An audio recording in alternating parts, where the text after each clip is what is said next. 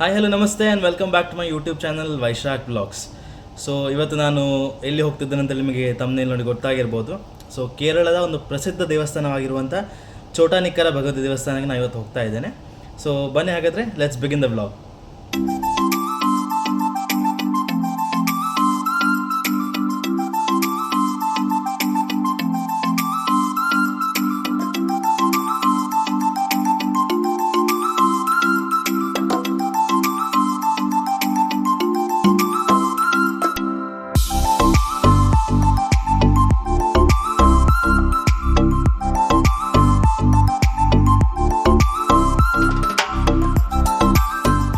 So ನೀವು ಈ ಒಂದು ಚೋಟಾನಿಕ್ಕರ ಭಗವತಿ ದೇವಸ್ಥಾನಕ್ಕೆ ಹೇಗೆ ಬರೋದು ಅಂತ ಹೇಳಿ ಥಿಂಕ್ ಮಾಡೋದಾದರೆ, ಸೊ ಇಲ್ಲಿಗೆ nearest railway station is Ernakulam junction railway station.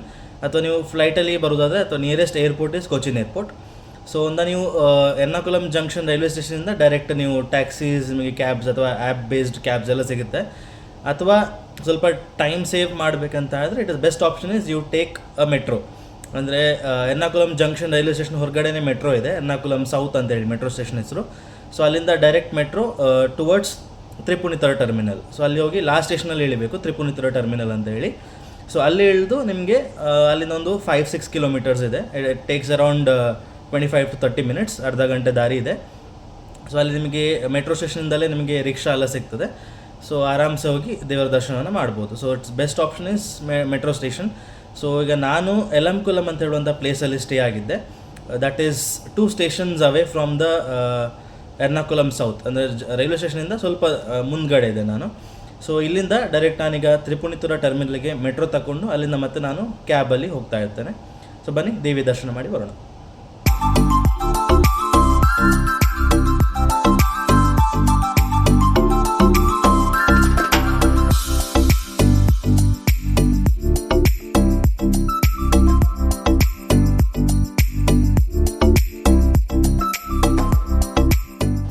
So ಈ ಒಂದು ಚೋಟಾನಿಕ್ಕರ ಭಗವತಿ ದೇವಸ್ಥಾನದ ಇತಿಹಾಸ ಏನಂತ ಹೇಳಿದರೆ, ಕೊಲ್ಲೂರು ಮೂಕಾಂಬಿಕೆ ಕ್ಷೇತ್ರದ ಇತಿಹಾಸ ನಮಗೆ ಎಲ್ಲರಿಗೂ ಕೂಡ ಗೊತ್ತಿದೆ. ಶಂಕರಾಚಾರ್ಯರು ಹಾಗೆಯೇ ದೇವಿ ಮೂಕಾಂಬಿಕೆ ನಡ್ಕೊಂಡು ಹೋಗ್ತಿರುವಾಗ ಒಂದು ಸ್ಥಳದಲ್ಲಿ ಶಂಕರಾಚಾರ್ಯರಿಗೆ ದೇವಿಯ ಗೆಜ್ಜೆನಾದ ಕೇಳುವುದಿಲ್ಲ. ಆ ಸಂದರ್ಭದಲ್ಲಿ ಅವರು ಹಿಂತಿರುಗಿ ನೋಡ್ತಾರೆ. ಸೊ ಆಗ ದೇವಿಯು ಅಲೆನೆಲೆ ನಿಂತು ಆ ಕ್ಷೇತ್ರವು ಇದೀಗ ಕೊಲ್ಲೂರಾಗಿ ಪ್ರಸಿದ್ಧಿಯನ್ನು ಪಡೆದಿರ್ತದೆ. ಸೊ ತಮ್ಮ ತಪ್ಪನ್ನು ಮನ್ನಿಸುವಂತೆ ದೇವಿಯನ್ನು ಕೇಳಿದಾಗ ದೇವಿ ಶಂಕರಾಚಾರ್ಯ ತಪ್ಪನ್ನು ಮನ್ನಿಸಿ ಅವರಿಗೊಂದು ಮಾತನ್ನು ಕೊಡ್ತಾರೆ. ಅದು ಏನಂತ ಹೇಳಿದರೆ, ನೀವು ನನ್ನ ಯಾವ ಸ್ಥಳಕ್ಕೆ ಕರ್ಕೊಂಡು ಹೋಗಬೇಕಂತಿದ್ರೋ ಆ ಸ್ಥಳಕ್ಕೆ ನಾನು ಒಂದು ಬೆಳಗ್ಗೆ ಭೇಟಿಯನ್ನು ಕೊಟ್ಟು ಅಲ್ಲಿಯ ಭಕ್ತರಿಗೆ ನಾನು ದರ್ಶನವನ್ನು ಕೊಡ್ತೇನೆ, ನಂತರ ನನ್ನ ಮೂಲ ಸ್ಥಾನಕ್ಕೆ ನಾನು ಹಿಂತಿರುಗ್ತೇನೆ ಅಂತ ಹೇಳುವಂಥ ಮಾತನ್ನು ದೇವಿ ಕೊಡ್ತಾರೆ. ಸೊ ಅದೇ ಪ್ರಕಾರ ಈ ಕೊಲ್ಲೂರು ಮೂಕಾಂಬಿಕಾ ಕ್ಷೇತ್ರ ಹಾಗೆಯೇ ಚೋಟಾನಿಕ್ಕರ ಭಗವತಿ ಕ್ಷೇತ್ರಕ್ಕೆ ಅವಿನಾಭಾವವಾದಂಥ ಒಂದು ಸಂಬಂಧವಿದೆ. ಸೊ ಈ ಚೋಟಾನಿಕ್ಕರ ಭಗವತಿ ದೇವಸ್ಥಾನದಲ್ಲಿ ಭಗವತಿ ಅಮ್ಮನನ್ನು ನಾವು 3 ರೂಪದಲ್ಲಿ ಪೂಜೆಯನ್ನು ಮಾಡ್ತಾರೆ. ಬೆಳಗ್ಗೆ ದೇವಿಗೆ ಸರಸ್ವತಿ ರೂಪದಲ್ಲಿ ಪೂಜೆ ಆಗ್ತದೆ, ಮಧ್ಯಾಹ್ನ ಲಕ್ಷ್ಮೀ ರೂಪದಲ್ಲಿ, ಹಾಗೆಯೇ ಸಂಜೆ ದುರ್ಗೆ ರೂಪದಲ್ಲಿ ದೇವಿಯನ್ನು ಪೂಜಿಸ್ತಾರೆ. ಸೊ ಬೆಳಗ್ಗೆ ಈ ಕ್ಷೇತ್ರವು 4 ಗಂಟೆಗೆ ಓಪನ್ ಆಗ್ತದೆ. ಆ ಸಂದರ್ಭದಲ್ಲಿ ಕೊಲ್ಲೂರಿನ ದೇವಿ ಬಂದಿಲ್ಲಿ ಸರಸ್ವತಿ ರೂಪದಲ್ಲಿ ಪೂಜೆಯನ್ನು ಪಡೆದು ನಂತರ ತನ್ನ ಮೂಲ ಸ್ಥಾನಕ್ಕೆ ಹೋಗ್ತಾಳೆ ಅಂತ ಹೇಳೋ ನಂಬಿಕೆ ಇದೆ. ಸೊ ಇದು ಈ ಕ್ಷೇತ್ರದ ಇತಿಹಾಸ. ಸೊ ಇಲ್ಲಿ ದೇವಸ್ಥಾನದ ಟೈಮಿಂಗ್ಸ್ ಬಂದುಬಿಟ್ಟು ಬೆಳಗ್ಗೆ 4 ಗಂಟೆಯಿಂದ ಮಧ್ಯಾಹ್ನ 12 ಗಂಟೆ ತನಕ, ನಂತರ ಮತ್ತೆ ಸಂಜೆ 4 ಗಂಟೆಗೆ ಓಪನ್ ಆಗ್ತದೆ ದೇವಸ್ಥಾನ, ರಾತ್ರಿ 8:30 ತನಕ ದೇವಸ್ಥಾನ ಓಪನ್ ಇರ್ತದೆ.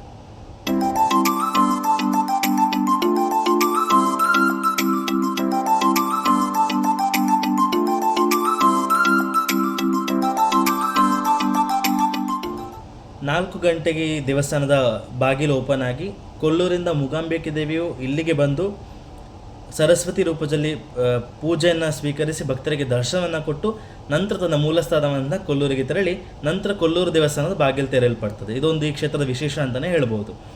ಹಾಗೆಯೇ ಈ ಒಂದು ಕ್ಷೇತ್ರದಲ್ಲಿ ಭಗವತಿ ಅಮ್ಮನೊಂದಿಗೆ ಮಹಾವಿಷ್ಣು ದೇವರ ಸಾನ್ನಿಧ್ಯ ಕೂಡ ಇದೆ. ಆದ್ದರಿಂದ ಈ ದೇವಿಯನ್ನು ಅಂಬೆ ನಾರಾಯಣ, ಲಕ್ಷ್ಮೀನಾರಾಯಣ, ಭದ್ರಿನಾರಾಯಣ, ದುರ್ಗೆ ನಾರಾಯಣ ಅಂತ ಹೇಳಿ ಕೂಡ ಕರೀತಾರೆ. ಹಾಗೆಯೇ ಶಿವನ ಸಾನ್ನಿಧ್ಯ, ಮಹಾವಿಷ್ಣುವಿನ ಸಾನ್ನಿಧ್ಯ, ಅಯ್ಯಪ್ಪ ಸ್ವಾಮಿಯ ಸಾನ್ನಿಧ್ಯ ಕೂಡ ಈ ಒಂದು ಕ್ಷೇತ್ರದಲ್ಲಿ ನಾವು ಕಾಣ್ಬೋದು. ಇದೀಗ ನಾವೀಗ ಕೀರ್ಕಾವು ಅಂತ ಹೇಳುವಂಥ ದೇವಸ್ಥಾನ ಇದೆ, ಅಲ್ಲೇ ಪಕ್ಕದಲ್ಲಿದೆ, ಅಲ್ಲಿಗೆ ನಾವೀಗ ಹೋಗ್ತಾ ಇದ್ದೇವೆ. ಬನ್ನಿ.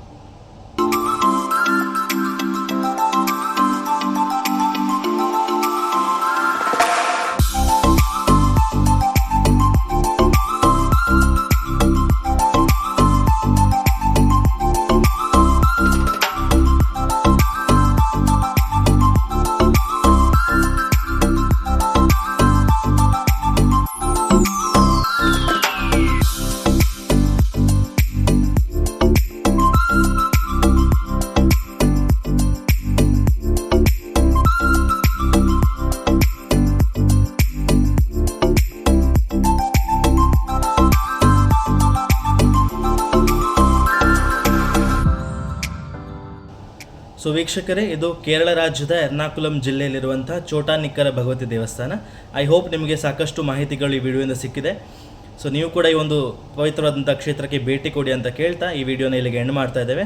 ಈ ವಿಡಿಯೋನ ಲೈಕ್ ಮಾಡಿ, ಶೇರ್ ಮಾಡಿ, ಹಾಗೆಯೇ ಕಮೆಂಟ್ ಮಾಡಿ, ಹಾಗೆ ನನ್ನ ಚಾನಲ್ನ ಸಬ್ಸ್ಕ್ರೈಬ್ ಮಾಡಿ. Thank you.